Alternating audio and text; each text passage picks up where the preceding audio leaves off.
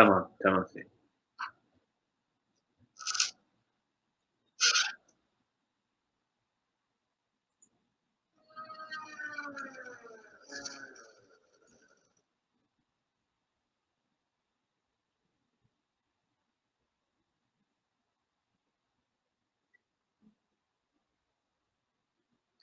طيب السلام عليكم ورحمة الله.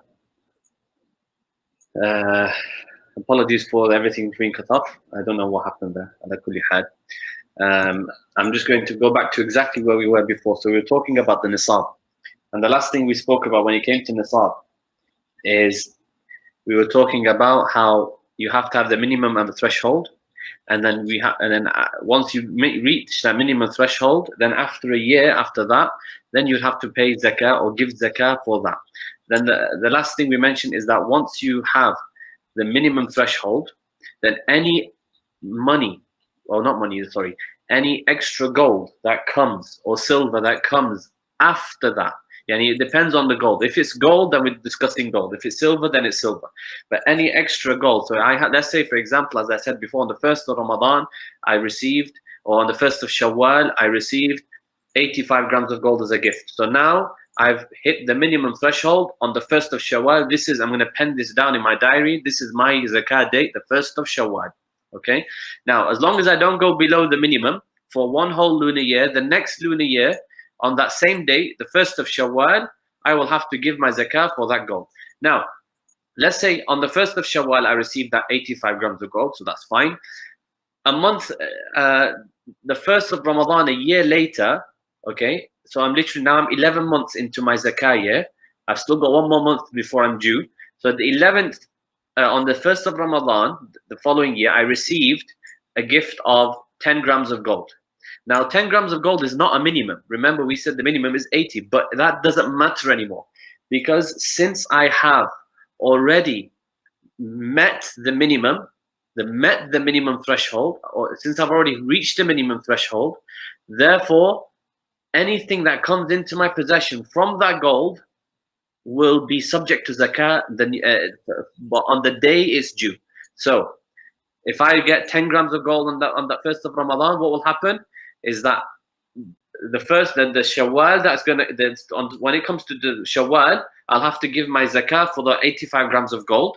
But then when it comes to Ramadan the next year, as long as I still have that, I'm still on the threshold, then I will have to give zakah for 10 grams of gold as well. Okay? So that's extremely important to bear in mind.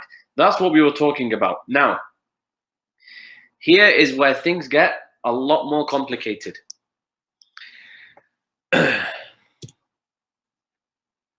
So, I'm going to try and break this down as much as I can and try and simplify as much as I can. On the 1st of Ramadan, 1440, I have no gold. All right?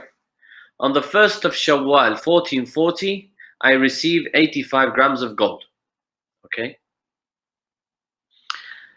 On the 1st of Ramadan, the following year, so let me just use a pen here.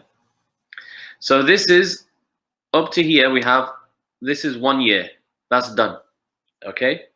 So now, this is my date of zakah. This is my zakah date. Now I'm in a new year, 1441. On the 1st of Ramadan, 1441, I received 12 grams of gold. Okay? Now I've reached the 1st of Shawwal, 1441. So now 12 months have passed on 85 grams of gold, which is still in my possession. 12 months have passed, so therefore I have to pay zakah on that date. Okay? Now, I've also arrived now to a new year. This is now second year. So this is 1 year. Okay, so this, let's call that 0, because I haven't really done anything yet. This is my first year. Okay, that's 1 year gone. Now I'm coming into my second year. Okay, so the second year, I've reached the 1st of Ramadan, 1442. Why is that important? Because on the 1st of Ramadan, 1441, I received 12 grams of gold. Now, this 12 grams of gold is below the nisab, is below 84.7, but I reached that minimum value before. So once I reach that minimum value, anything that comes, any other batches of gold that come into my possession will be subject to zakah. So therefore, the 1st of Ramadan, 1442, I will have to pay zakah for 12 grams of gold. Up to here, nothing's different. It's the same as what we just did in the previous slides. This is where it gets complicated. So now this is my second year of zakah. What has happened now? On the 1st of Shawwal, 1442, I have to give zakah for 86 grams of gold. Where have I got this 86 grams from? Because from the 1st of Ramadan, from the 1st of Shawwal to this Shawwal, okay, I now know I've 85 grams of gold. I definitely have in my possession. All right. And by the way, we're assuming throughout all of these years that we have I have not this gold it's in my possession. It hasn't come out of my possession. Okay. That's what we're assuming. So that's something to bear in mind. That's something to bear in mind, that this gold is in my possession. Okay, throughout all of this period of time, it's in my possession. It hasn't gone anywhere else. It remains with me. Okay, tamam. Now, 1 year I've paid 1 year's worth of zakah. 1 year's worth of zakah I've paid. Okay, 1 year's worth of zakah I have paid. However, and for the 12 grams of gold that I received, I've also paid 1 year. When did I pay that? I paid that over here. Okay, so this 85 grams of gold, I paid it here, and this 12 grams of gold, I paid it here. Tamam? However, once I arrived to the 1st of Shawwal, 1442, okay, now this gold has become what we call mixed, what we call khulta. It's become mixed with one another. What do I mean by they're mixed? That means that I now have 85 grams of gold plus a 1/12, okay, of this one. So how much gold do I have? A 1/12 of 12 grams is going to be 86 grams of gold. So that's why I have to give on the 1st of Shawwal 86 grams of gold. Now, that's the second year. On the third year, the 1st of Ramadan, 1443, I have to give 88.92 grams of gold. Why? Because it's now become clear that on the 1st of Ramadan, 1443, I have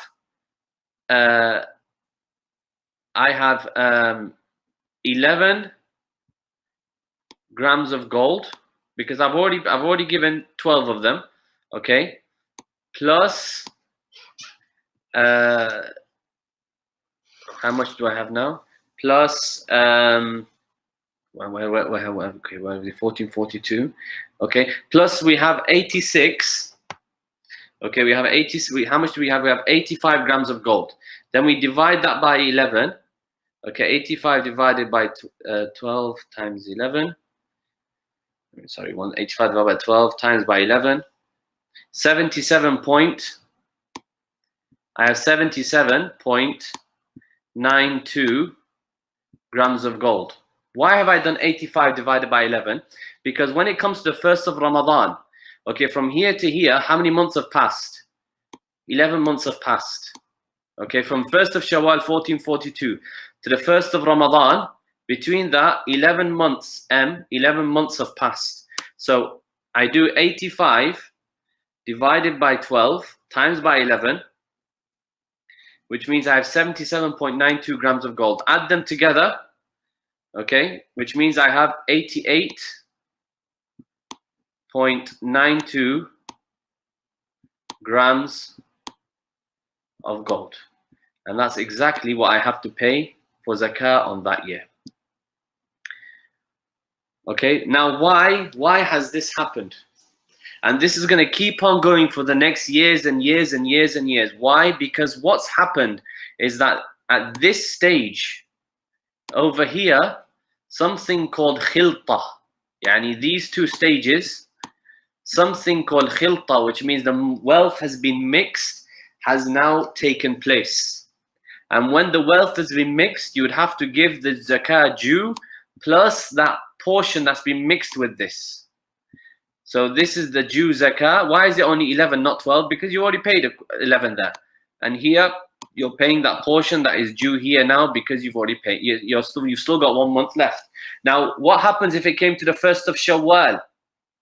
The 1st of Shawwal, 1440, let's say now, if it came to the 1st of Shawwal, 1443, so the month after Ramadan, the month after this, okay, what would happen is that I know now I'd have 1 gram of gold plus the remainder from that, which is I had 85 minus 77.92, 7.08. 1 plus 1 gram and 7.08, okay, grams. So I would have to pay, I would have to pay 8.08 grams. Now, why did I say I have to pay 8.08 grams and I have to pay it on the 1st of Shawwal, 1443? Why? Because at these 2 dates, if you look very carefully, these are my 2 dates of zakah. Okay? One of them is for the 85 grams, which is on the 1st of Shawwal. This is my 85 gram. Okay? And this is the Ramadan is the date for this one. Okay, so this one's here. Sorry, let me make it clearer. And this one's for here. And now the 1st of Shawwal is going to be the day I have to pay zakah as well for the rest. I hope that has become clear, inshallah, for people. Now, someone may say to me, I thought this is supposed to be easy. This seems a lot more complicated. Yes, it is complicated. It's not complicated. Once you get the idea, it's not complicated at all. But this probably becomes an issue nowadays for people because everyone gets money paid every month into their they get money paid every month into their account. So this way it becomes a little bit complicated from this angle. Otherwise, it's not a complicated issue if we keep to the principles that I've met here and you understand the principles that we're talking about here. However, what do people normally do? What people normally do is that they give advance payments of their zakah. So let me remove all of this. Just make it a little bit more clearer. Let's get everything clear.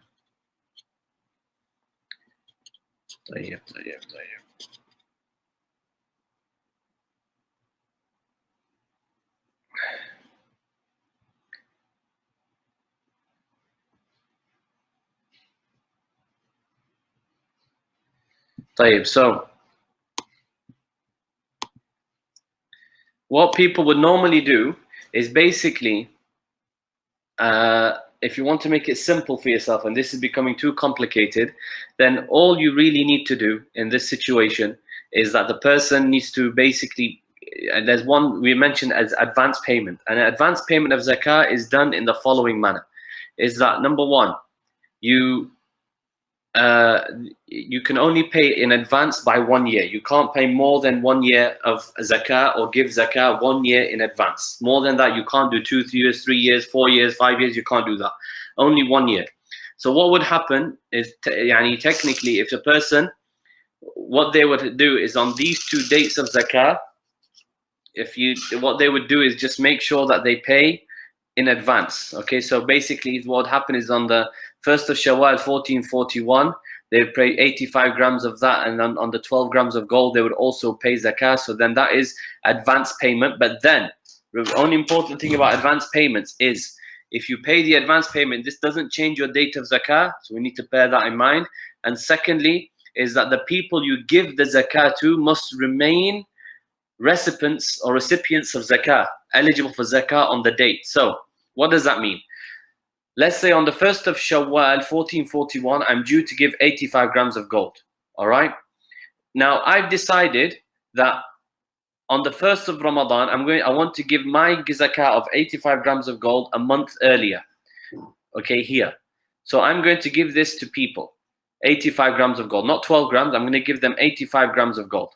Okay, early. Right, that's fine because it's less than 1 year in advance. Okay, so I'm giving 1 year or less in advance. Now, the people I give my zakah to, if they remain eligible for zakah by the 1st of Shawwal 1441, because that's my zakah date, then it's fine.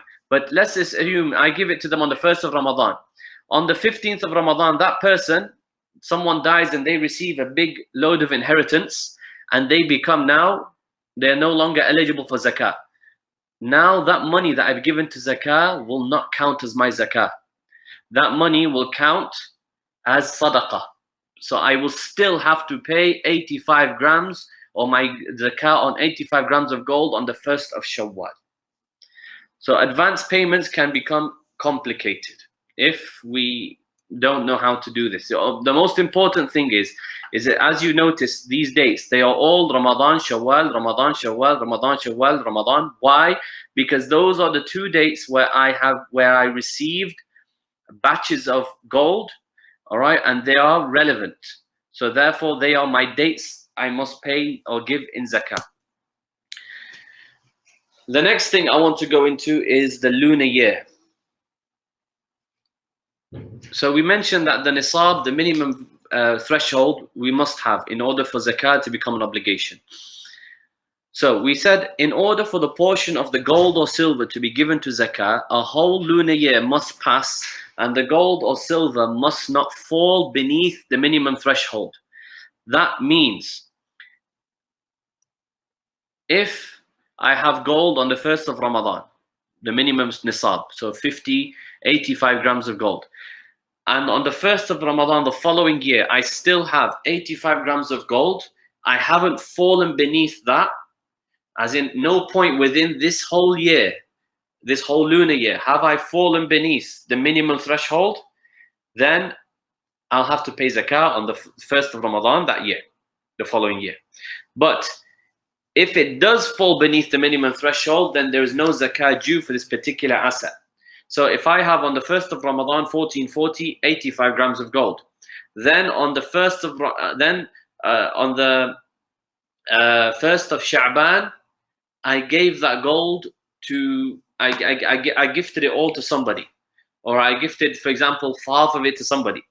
Now I have fallen below the minimum threshold, which is now I no longer have 85 grams of gold. I now have 50 grams of gold. So now I'm not at the minimum threshold. So therefore, my zakah date has gone. I don't have to pay any zakah.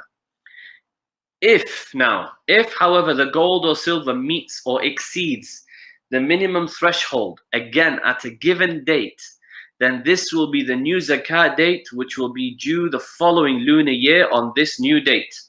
Okay? What does that mean? I'll explain that now. Okay? I'll explain that in the next slide, inshallah. But let me just mention this point. Delaying distributing zakah beyond the due date is prohibited, except when recipients are not present or available. All right? Now, this is important. The day your zakah is due, you must pay it on that date. If your zakah is due on the 1st of Ramadan, the 1st of Shawwal, whatever, and you haven't made an advance payment, you have to pay your zakah on that date. If your zakah is due on the 1st of Sha'ban, all right, you are not allowed to delay it and say, I'm going to give it in Ramadan. Delay it. No, you cannot delay your payment. You must pay zakah on the day it is due. If you delay it even by a moment past that day, then you will be sinful for that. And remember what I said at the beginning, that money is automatically cut off from you. It doesn't belong to you anymore. Even if it's in your possession, that money is no longer yours. It belongs to the recipients of zakah. Okay? The only exception is that if these people who are recipients of zakah are not present, okay, there's no one there that for you to give them zakah to, so on and so forth, then this is excused. I'm going to come to that in a little bit more detail. But in general, you are not allowed to delay it. Let me explain this thing about the new zakah dates. So the 1st of Ramadan, 1440, I have 15 grams of gold. All right. On the 1st of Shawwal, 1440, I have 220 grams of gold now. Altogether, in total, I have 120 grams of gold. Right now, this is my first zakah date. The 1st of Shawwal is my zakah date. On the 1st of Dhul Qa'dah, I gave some zakah, I gave some gold away. I'm now left with 50 grams of gold. What's happened here? On the 1st of Dhul Qa'dah, my zakah date has gone now. That zakah date, 1st of Shawwal, becomes gone. That's not my zakah date anymore. On the 1st of Dhul Hijjah, I now have 60 grams of gold. Okay? Still, I'm still beneath the minimum threshold. So still, I don't have a new zakah date. However, once it comes to the 1st of Muharram, 1441, I now have 100 grams of gold altogether. So now I have reached a new zakah date, because this is the day when now I have gone above the minimum, I have met or exceeded the minimum threshold. So this is my new zakah date. I am not going to go by this old one, because that old one finished, because I went below it within the zakah year. So therefore, that zakah date has no reference anymore. My new reference point is now the 1st of Muharram. Okay? Now, so those are the two things we've spoken about. We've spoken about nisab, the minimum threshold, and we've spoken about the lunar year. The next thing we're going to speak about, the third condition, was jewelry. So jewelry, gold and silver for women for wearing purposes are not subject to zakah. Gold and silver jewelry for women are permissible, so long as the woman has jewelry that belongs to her and they are there for wearing purposes, even if it's not for her to wear. Okay, but the purpose of her having them is for wearing. So let's assume a woman has some jewelry. She never wears this, but she has saved this jewelry so that she can give it to her daughter when she grows up and gets married for her wedding. This jewelry is now what? Been saved for the purpose of wearing, even if it's not hers. So there is no zakah on that jewelry. Okay, even if she's not wearing it. However, if the woman has a stack of, it doesn't matter how much jewelry she has, okay? It doesn't matter how much jewelry it is. If the woman has a stack of jewelry and they're not for wearing, she says, okay, I'm going to save this for a rainy day. As in now it's not for wearing, even though it's a necklace or whatever, but she's not going to wear, she doesn't intend to wear it or even have it for a wearing purpose. She's saving it now for a rainy day. Now this is treasure. So now this will be due for zakah, will be eligible on this. That will be subject to zakah. Okay, so that's the first thing with regards to gold and silver for women. All right, as for men, silver for men not subject to zakah. What does that mean? Then if the man is using it for jewelry purposes, a man is allowed to wear silver. Gold is prohibited for a man, but silver is permitted for a man according to necessity, according to what is normal for him. So for a silver ring, it's fine, that'll be permissible. So long as, this is the important point, so long as the jewelry is used for a permissible reason, then it's not subject to zakah. And this brings me on to the third point. Prohibited or disliked possession of a gold or silver item will be subject to zakah. Now, for example, let's say a man has a gold necklace. Now, this gold necklace, if the man is saving it so that he wears it for his wearing purposes, now this is haram. It will be subject to zakah. But if he's holding it, this gold necklace belongs to him, but it's in his possession, and he says to his wife that you can wear this is for you to wear, but it belongs to me, then that's fine. It's not subject to zakah, because now that gold necklace is for wearing purposes, but it's not for him. If it was him, it would be prohibited, so he'd have to pay zakah. But it's not for him, it's for his wife to wear. So that is for a permissible purpose. All right, so therefore that golden necklace of his, which belongs to him, will not be subject to zakah. Okay, now what does disliked mean? Disliked means when there's some extravagance or something like that. So if something is used, if we have gold and silver jewelry, and it goes beyond, like for example, if a man has jewelry, more than one silver ring, which is not something that is normal, is not something that is suitable for his position, status in society, he has more than what is his need, in his need, then this will be disliked, okay? And therefore, it will be subject to zakah. Now, when it becomes prohibited or disliked, the whole amount of zakah becomes a prohibition. What does that mean? Let's say a woman has a golden medallion. Okay, now this golden medallion, it's quite a big one, right? Now people, that is now extravagance. When it gets to, it's no longer considered to be beauty. Jewelry for women has to be within the realm of beauty, okay? If this golden necklace or medallion is so big such that it's now, the idea of beauty has moved and it's now considered to be extravagant, therefore what will happen in this situation is that this whole golden medallion will now be subject to zakah, even though she wants to wear it. But we'll say, you're wearing this out of extravagance, whether you intend it or not, and it's not beautification anymore. Okay? So, let's move on to the next part. How much is given in zakah from gold and silver? So, in the Shaafi'i Madhab, 2.5% of the total weight of gold or silver is given to zakah. Yani if the zakah, if you have gold, then it's going to be gold. If it's silver, then it's silver. And in the Shaafi'i Madhab, you must give 2.5% of the weight. Yani gold here is measured by weight, and silver is measured by weight. We would measure the gold and silver you have, and then we'd calculate 2.5% of that, and you would have to give. Now listen to my words very carefully. You would have to give 2.5% of the weight in that element to zakah, not the value. In the Shaafi'i Madhab, we do not pay value. You cannot give money or another currency for zakah. Okay? Yani you can't do that.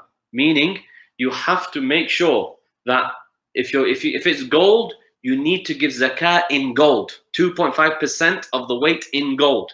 So if you have 100 grams of gold, you would have to give 2.5 grams of gold in zakah. If you have 1,000 grams of silver, you would have to give 25 grams of silver in zakah, not the value of. No, you must give it in that element. Okay? Items mixed with gold or silver and other elements need to be measured. Meaning, for example, if someone doesn't have pure gold or pure silver and it's mixed, okay, with other elements, then we need to try and measure how much gold there is compared to the other elements, or silver compared to the other elements. So, and you would have to overestimate in this situation. Okay, our scholars, they say you would overestimate. So if you have something which is partly gold mixed with something else, you'd have to look at how much gold is in there, measure it up, find the measure, overestimate it a little bit to be sure, and then you would have to give zakah if it reaches the minimum of that to in zakah. Now, how to give zakah of gold and silver? As I mentioned, it is to be given from the item itself. You do not give the value of it or give it in a different form such as currency today. In the Shaafi'i Madhab, you give gold as gold. You give silver as silver. All right? You do not give pounds for gold, pounds for silver. You don't do that in the Shaafi'i Madhab. You have to give it as it is. Now, how do we do that? It's done by the following methods. Give the item that fulfills that weight. So, for example, if one is due to give 10 grams of gold to zakah and they have a gold item that weighs 10 grams, then they can give this item as their zakah. So let's say, for example, someone has 100 grams of zakah. 100 grams of gold. They need to give 2.5% of that in weight to zakah. What does that mean? They need to give 2.5 grams of gold to zakah. So what do? If they have a piece of jewelry or a piece of gold which weighs 2.5 grams, then they'd have to give that in zakah. Okay? Regardless of how precious that gold is, regardless of what type of gold it is, it doesn't matter. It's the weight. If it's gold, we go by weight, not the quality or how precious it is. All right? But you need to give 2.5 grams of gold. Or the other option is you take the gold to a jeweler.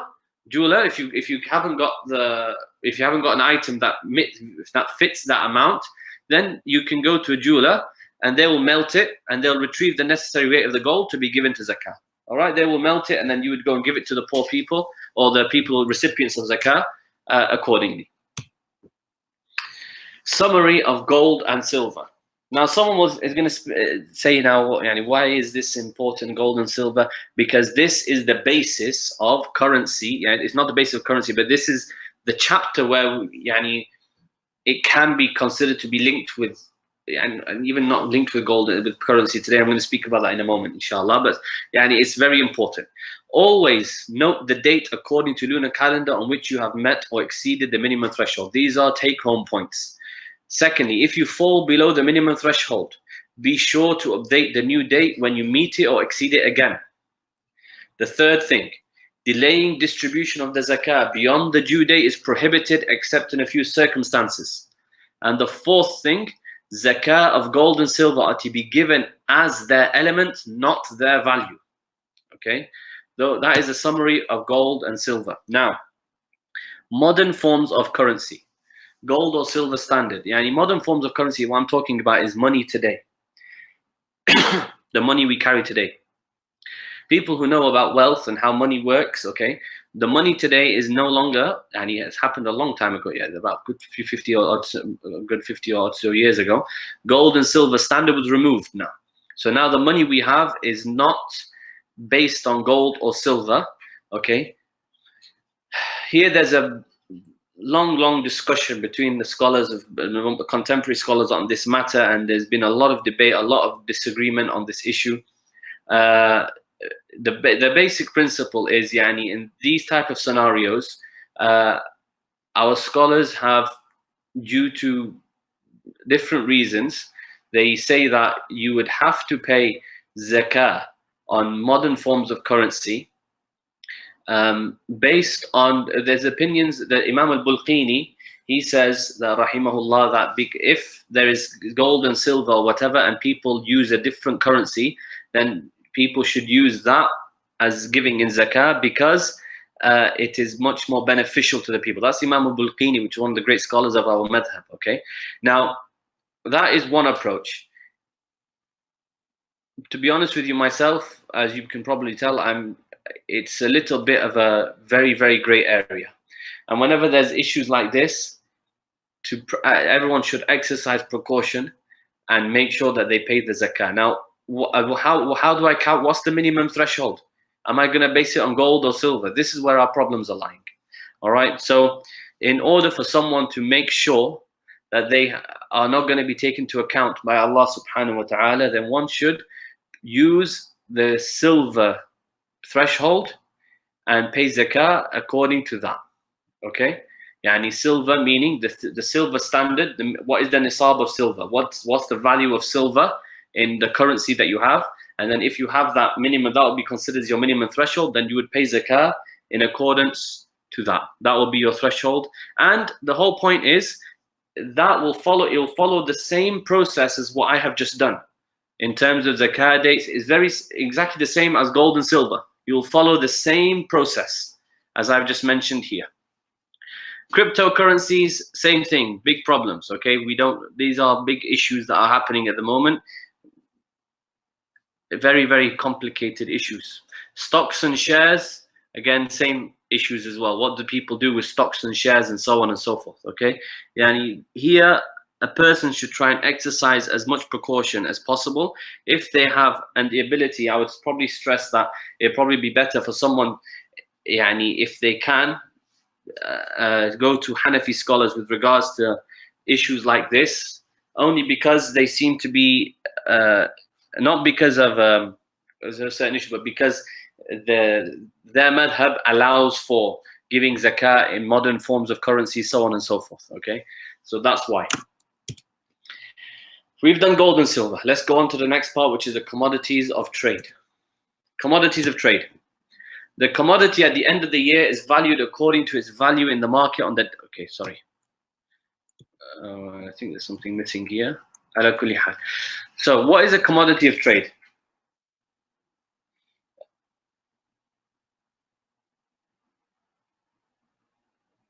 طيب. We'll come to these questions later, inshallah. So the commodity of trade,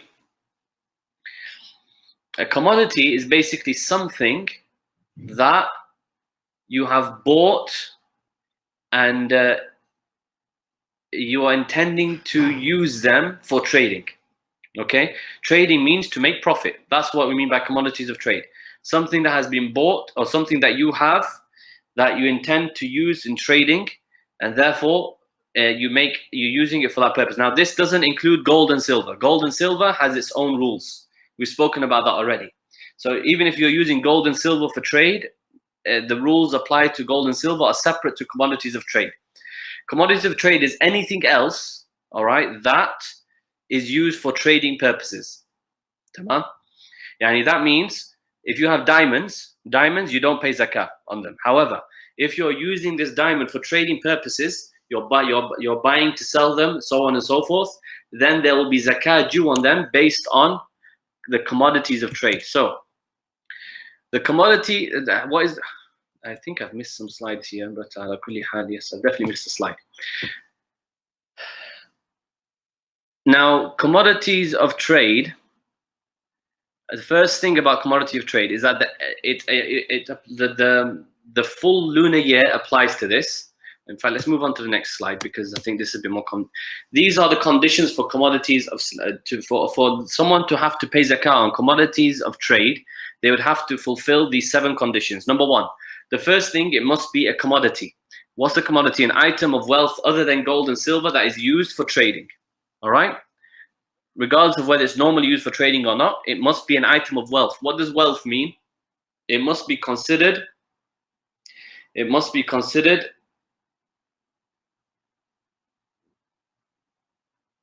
A second.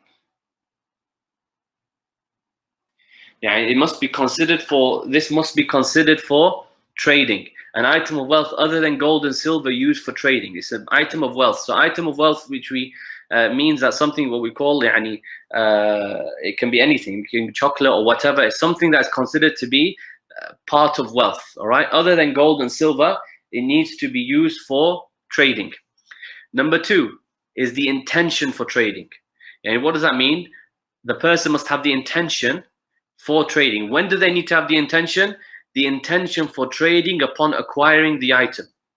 Yani, that means, let's have a look at this example. For instance, if someone buys a car and does not intend to sell it during the sale, this car will not be subject to zakah. Meaning, I go and I buy a car.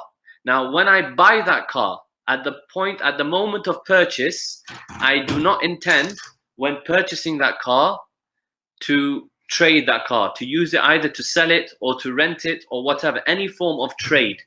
Okay? Buying, selling it, renting it, loaning it, whatever it is. I don't intend to do that. Then the car will not be subject to zakah.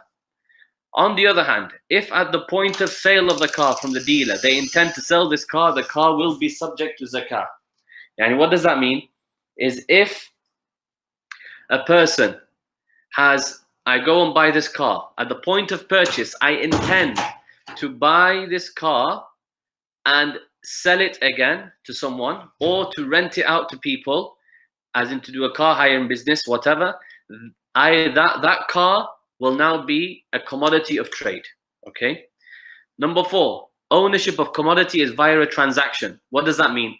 When I acquire that car, I must acquire it via transaction. All right, I need to acquire it via transaction. Meaning, if that car comes into my possession not via a transaction, it's not considered to be a commodity of trade. What does that mean? Such as through buying or renting, because they are forms of transactions. However, if one gets hold of this item due to it being gifted, not in return for something else, or via inheritance, then those items will not be subject to zakah, even if they intended to use them for trade at the point of sale when acquiring them. What does that mean? And point of sale is not the right word here. Yani what it means, if I if I receive an inheritance and in that inheritance there's a car and I intend to sell that car, do I have to, is that a commodity of trade? No, because that car didn't come into my possession via a transaction. Okay, so that's important. It needs to come in via a transaction, meaning a trade. Number 5, it must remain above the nisab. What does that mean? Yani the commodity of trade is if it was cashed in, that commodity, if it was cashed in, would it hit the level of nisab? Yes or no? According to what it's going to be traded in for. For example, yani I've used pounds here, but let's just go by it. If one bought some phones for £5,000 on the 1st of Ramadan 1439 to sell, so they have bought a number of phones on the 1st of Ramadan 1439. They intend, when they bought it, they purchased all these phones, they intended to sell them. And halfway through the year, the value of the phones dropped to £100. Okay, let's assume that £100 is below the nisab of silver. Then the zakah year for trade has ended. Okay, unless the person has money elsewhere in their possession which can make it up to the nisab. Okay, so if they have £100 and then they have some other money lying around, then that will make it up to, they would have to pay zakah of wealth, not zakah of trading. Therefore, if they still remain equal to or above the nisab on the 1st of Ramadan, they must pay 2.5% as zakah of that money. So if they have £5,000 and that it remains above, and it meets or remains above the nisab for that whole year, okay, then at the end of the year, they would value the commodity according to whatever they're going to do it with, gold, silver, if there was gold and silver, but now it's not gold and silver, whatever they're going to value it with, they would value it according to the value of that item in the market, not according to how much you would sell it or someone else sells it. No, what is the value of that in the market? Then once you valued it, you would give 2.5% of that as zakah. Number 6, one shouldn't intend to keep it as possession. If someone buys a car and at the point of purchase, they intend, when purchasing that car, they intend by it, when they purchase that car, they intend by it to sell this car. Okay, now halfway through the year, they've decided, I don't want to sell that car anymore, I want to keep it. That's the end of the trading. What will happen is that he won't have to pay it's no longer a commodity of trade. But then let's say a month later, he says, okay, now I want to sell this car now. He won't need to pay zakah on that. And this because the commodity of trade intention only becomes effective at the once an item's in his possession and it belongs to him, it will only become effective when he trades that item. Okay. Number 7, 1 whole lunar year. A whole lunar year must pass. So unlike gold and silver, the amount at the end of the year is what counts. What does that mean? Is that if a person has £5,000 worth of commodities of trade, okay, at the end of 12 months of the lunar year, he now has £20,000. It's not like gold and silver where they have different dates. No, they are all put together. So we would say, okay, you've valued all your commodities.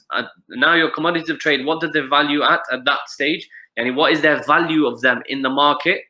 Not the price you put, but the value of it in the market. They would say £20,000, all of them. So you would have to pay zakah for 2.5% of £20,000. Those are commodities of trade. Let's move on to zakatul fitr. Before I go to zakatul fitr, let me see if there's certain questions. Okay. Zakatul fitr, inshallah, I'll actually come to this in a moment. I'll go to zakatul fitr and then I'll answer people's questions about other things to do with zakah. So zakatul fitr, as you know, zakatul fitr is coming upon us soon.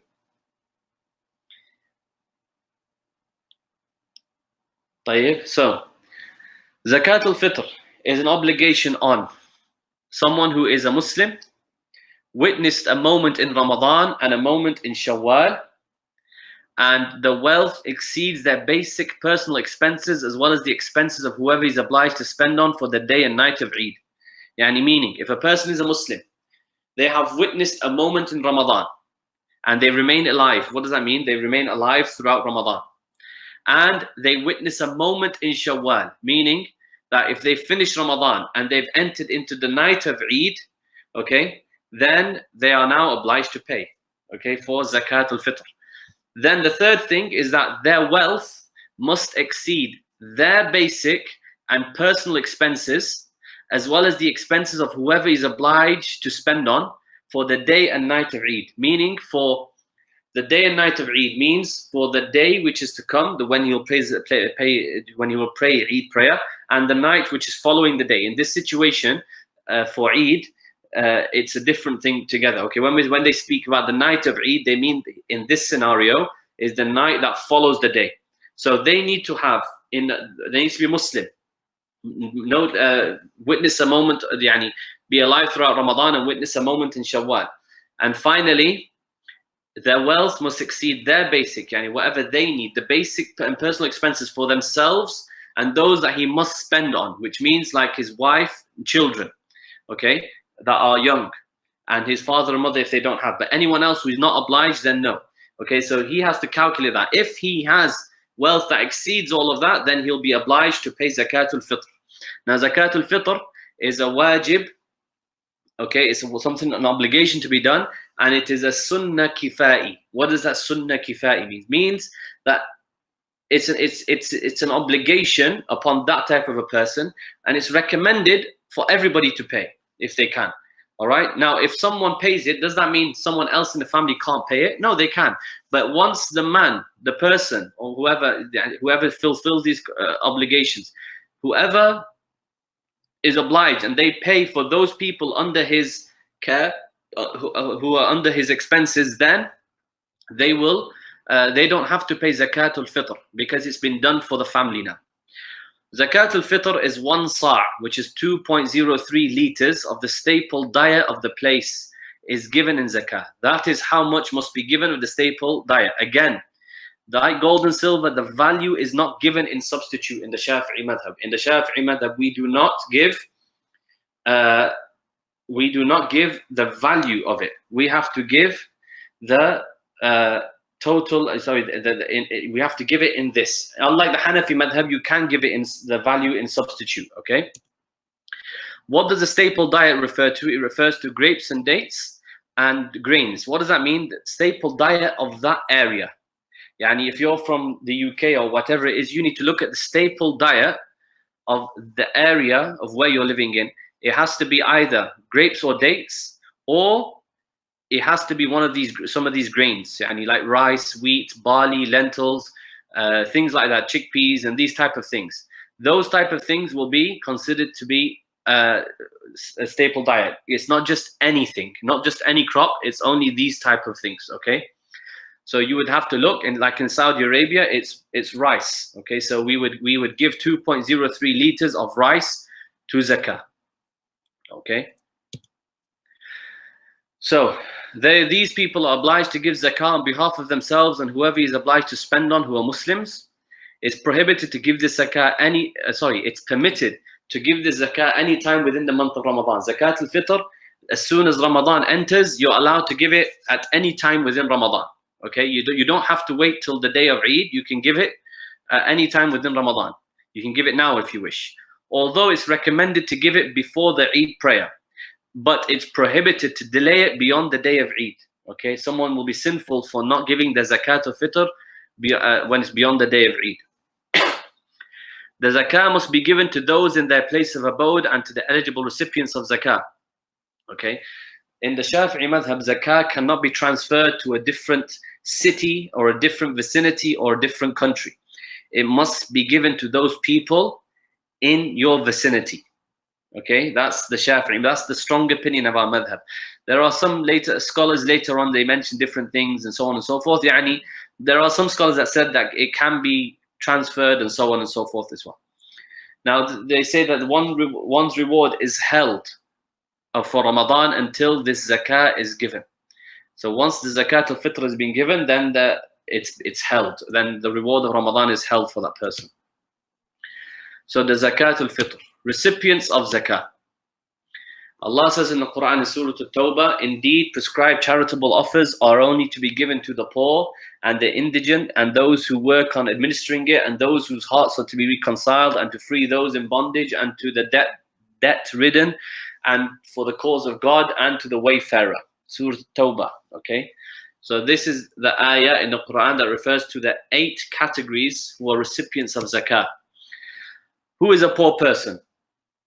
A poor person is someone who has no wealth or is not financially supported or his earnings from a job that is suitable for him does not fulfill half of what is required for him and his dependents for an average lifespan, and that is 60 years. All right. So if he possesses £1,000, but he requires 5,000, he is from this category. Now, what does that mean? That we have to look at a person for the span of 60 years, yani, up to 60 years, not 60 years, but 60 years of age. Okay, now these people, we would look at this person, we'd look at his assets, we'd look at himself. Can he work? Do they have a house? What do they have? Do they have enough, or could they get the means to be able to survive up to 60? Okay, if not, then how much are they? Is it because if it's less than half of what will be needed to survive up to 60, then they'll be considered to be poor. If it is above half, okay, but still doesn't meet their needs, then they're considered to be the next one, which is miskeen, indigent people. Okay, but if someone has assets or a job that is sufficient for their living, they are not considered to be poor. So if someone has a house and they have the ability to go and work, but they decide they don't want to work, they don't have enough money, we'll say, okay, you're not eligible for zakah. You can go and work, but you're not going to work. What's the problem? What's stopping you? All right. Indigent people, a miskeen, is someone who does possess some wealth by some way aforementioned, and it covers half of their needs, as I mentioned before. All right. So this is what we call faqir and miskeen. Tamam. Those who work on administering it, working for charitable people, yani. Who is this person? وَالْعَامِلِينَ عَلَيْهَا, Allah mentions in the Quran. These are people who have been assigned the job of gathering zakah and distributing it, but they have been assigned by the leader of state, by the head of state. They have been assigned by the head of state, okay? And they are not receiving a wage for this. Charities that exist today that collect people's zakah and distribute it are not from this category. Therefore, they cannot take people's zakah for their administrative fees, etc., based on this category, because they have not been appointed by the head of state in order to do this. All right, they cannot do that. Okay, so that's important. Those whose hearts are to be reconciled, وَالْمُؤَلَّفَةِ قُلُوبُهُمْ, Allah mentions in the Quran. This refers to either a new Muslim who is weak in faith, or his family are weak in faith, or a person, yani, so someone who is a new Muslim, or even who's a Muslim, it does not necessarily have to be new, who's a Muslim, but they are very weak in their Islam. Their faith is quite weak. They can be given zakah in order to encourage them to become stronger. Or to a person who holds a noble status amongst his people, which can encourage people of a similar status to embrace Islam. So if someone, for example, is a leader of a tribe and he's become a Muslim, his tribe haven't become Muslims, but even though he's not poor or whatever, we can give him money in order to encourage people of a similar status to become Muslim. People who are slaves, those in bondage who are purchasing their freedom, what we call a mukatab, okay, they are also eligible for zakah. Someone who's debt-ridden. So debt-ridden, someone who's in debt. I'm going to summarize everything that I've written here. Okay, so basically, someone who has taken a debt for a permissible reason, either for themselves or for another reason, but for something permissible or for something virtuous, like for example, they want to help someone out, or they want to build a masjid, or they want to do that, or they want to do this, so on and so forth. As long as they take the debt out for a permissible or a virtuous reason, they will be eligible to pay zakah, be given zakah for debt, so long as that person does not have enough assets to be able to cover that debt. And if they were to give those assets, if they were to sell those assets, okay, if they were to sell them assets and give it to and then pay their debt off, they won't become faqir or miskeen. But if they do have the assets, and if they were to sell them assets in order to pay off their debt, they would become poor or miskeen. Then therefore they can take money they can be given money as whatever is necessary for their debt. Okay. One cannot build a mosque or school using zakah money. Yeah, this is important. If you want to then many people do this. If people are gonna build a mosque or a school or whatever they're gonna do, You can't borrow money from zakah and then do it. No. The first thing you do, put yourself in debt first. Borrow the money from people or whatever you're going to do. Then start your building, whatever it is. Now you're in debt. Once you're in debt and you don't have assets to cover that, then you'll be eligible to be given zakah from this category. Money borrowed for prohibited use or the borrowing itself was prohibited is not to be given this zakah. Yani someone who borrowed money for something haram is not allowed to receive zakah for this. Or if someone borrowed money and it was how, then they can't be given zakah. What does that mean? If someone, for example, knows they borrowed money and they know they cannot pay that off. For example, they have borrowed £1 million to build themselves a nice house. They know they can't pay that money back off. It's haram for someone to borrow that much money that you know you can't pay off. So they will not be allowed to come to zakah and take this. And I've explained this here now. The cause of God, these are Muslims who volunteer for combat, even if they're rich. The Wayfarer, these are travelers or people who intend to begin a permissible journey and don't have enough money to suffice them for this journey. So someone who's on a journey and now they basically don't have enough money or whatever, they can be given from zakah. All right, so zakah, including zakat al-fitr, must be given to these people, only these people. In the Shaafi'i Madhab, there are those 8 categories of people, according to the reliable position of our school. It must be given to at least 3 people in each category. You must cover all 8 categories. All right, if one group is missing, then that group's portion is distributed amongst the remaining 7. Okay. You can't give all your zakat to one person. You can't give so on and so. This is important. It must be given to 3 people in each category. That's the madhab. However, some scholars within the school permitted that you can give it to one group and you can even give it to one person. This is, some of our scholars have mentioned this, but it's not the reliable position of our madhab. This also applies to transferring money to other places, yani transferring money to other places, yani to outside of the vicinity. This has also been mentioned by some scholars, yani, although it's not the reliable position of our madhab. Now, this is important.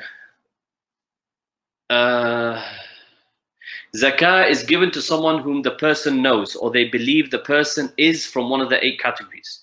If one does not know and they claim to be from those who are weak in faith or poor or needy, then they can be given the zakah without being asked to swear an oath or provide proof, as long as you believe that.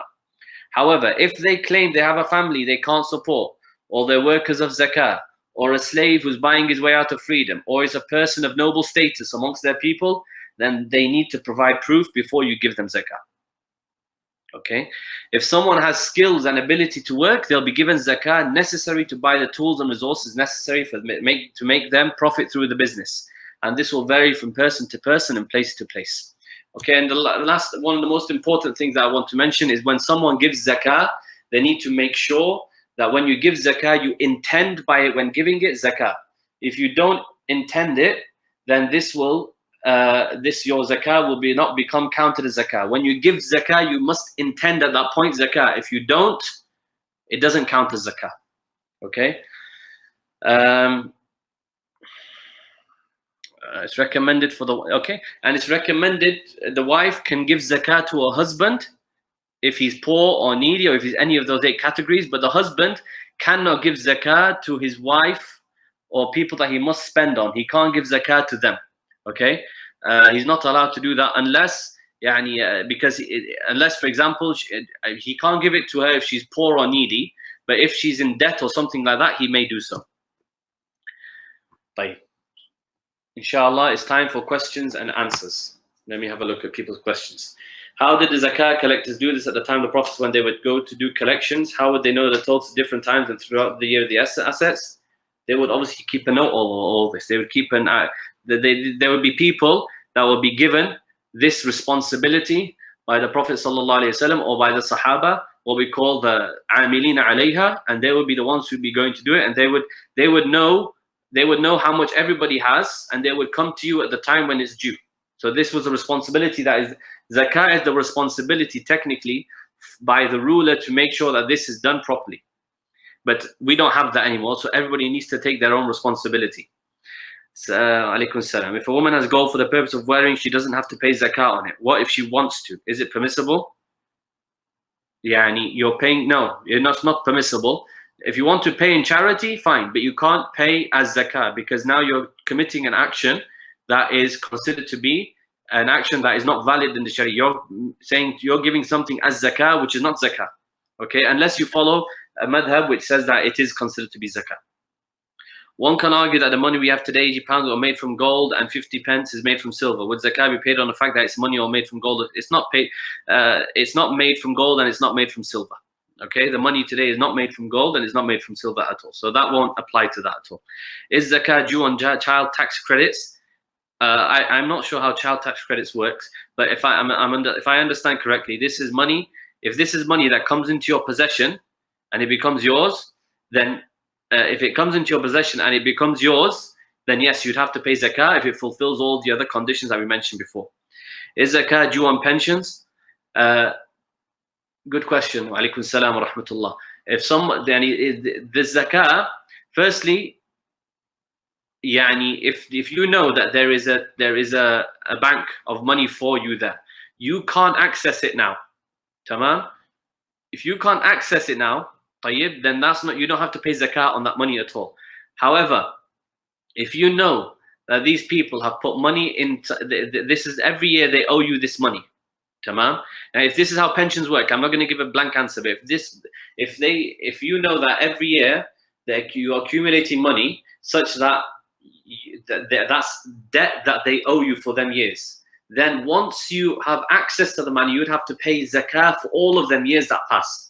However, if pensions don't work like that, and that is, for example, meaning that the money they give you is a bulk sum at the end, it's not that they owe you money after 1 year, after 2 years, after 3 years, after 4 years, then you would not have to pay zakah because that's considered to be like an end of service benefit type of thing. Let me see what other questions we have. Is there a difference in taking money out of one's possession on the due date and passing it to the poor? Someone gives to charity organization as wakil on due date. This wakil now takes it and gives it to the poor in the next 6 months. It's haram. If someone's money is due on the 1st of Shawwal and you give it to a charity, okay, you give it to a wakil and you say to them, distribute my zakah, and they do not distribute it on that date, it's not allowed, it's haram. Okay, it must be distributed on the day, unless there are people. Firstly, you can't even give it to another country. That's the first thing in the Shaafi'i madhab, unless you follow these other opinions that I mentioned. Okay, but it must be distributed on the day. There cannot be delay, unless those people are not present, or so on and so forth. And the charities is important. Charities cannot do anything with that money except give it to them.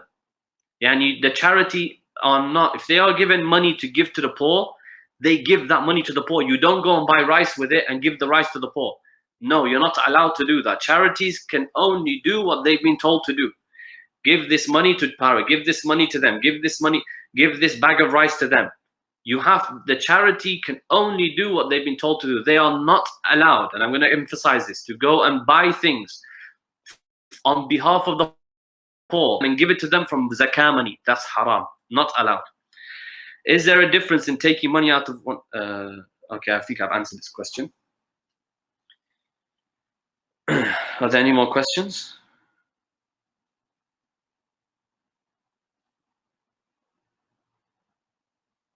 Wa alaikum assalam wa rahmatullah.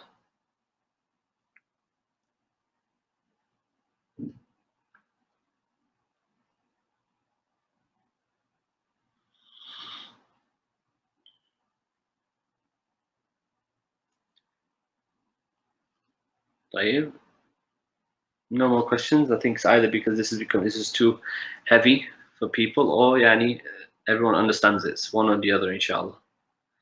Just give a few more minutes for people if they have questions.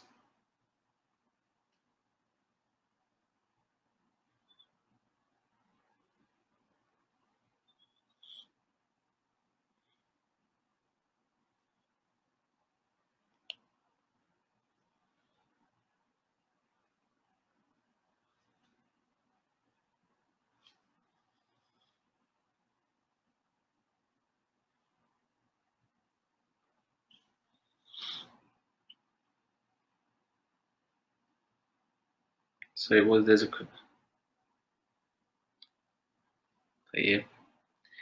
zakah on investments. A zakah on investments, يعني someone puts money into something. No. If someone has a house, if somebody has a house, okay, if someone, for example, has money and they put it into a house, that house is not subject to zakah unless they are,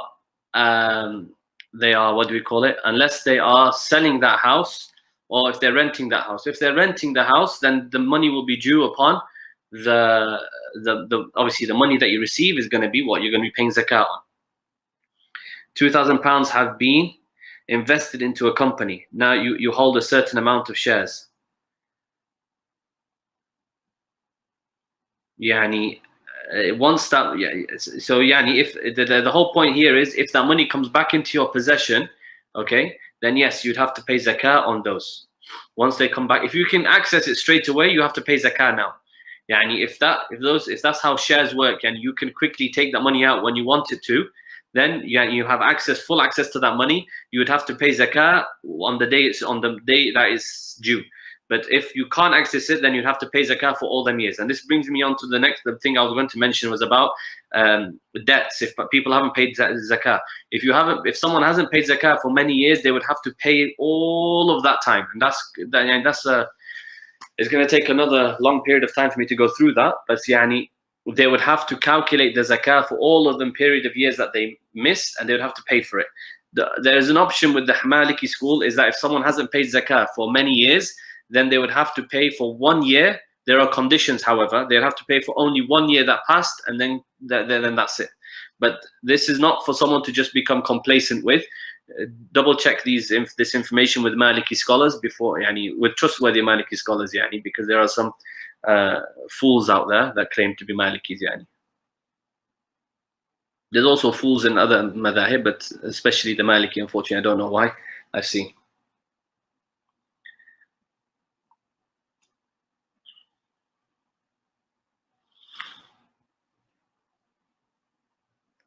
طيب.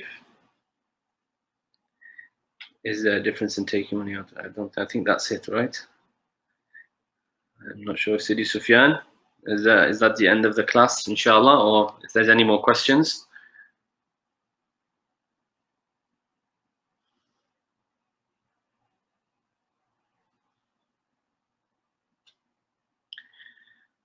طيب. I think that'll be the end of it, inshallah. وصلى الله وسلم وبارك على سيدنا محمد وعلى آله وصحبه أجمعين. الحمد لله رب العالمين. ربنا تقبل منا بجاه النبي الكريم وبسر الفاتحة. بسم الله. إياك نعبد وإياك نستعين اهدنا الصراط المستقيم صراط. جزاكم الله خير وصلى الله على سيدنا محمد وعلى آله وصحبه أجمعين. الحمد لله رب العالمين والسلام عليكم ورحمة الله تعالى وبركاته.